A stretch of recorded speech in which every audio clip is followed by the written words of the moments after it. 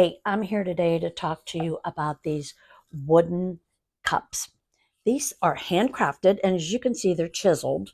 This one here, and they're made, with the handles, so it makes it easy to put your hands in.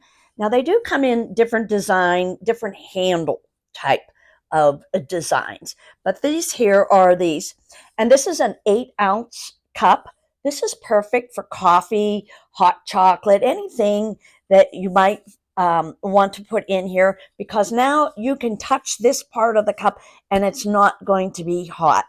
A lot of times people use these camping and hikers because it's just so easy to attach to your bag.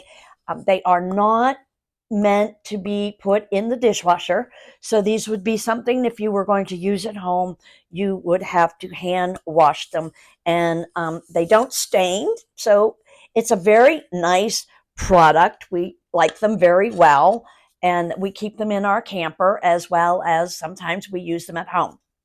And these are just a great little addition to have have available, and they're environmentally conscious because they're made out of wood, and they're not made out of plastic or glass and something like that, and they're non-breakable. They're a great little addition to any of your drinkware, and that is just my honest opinion.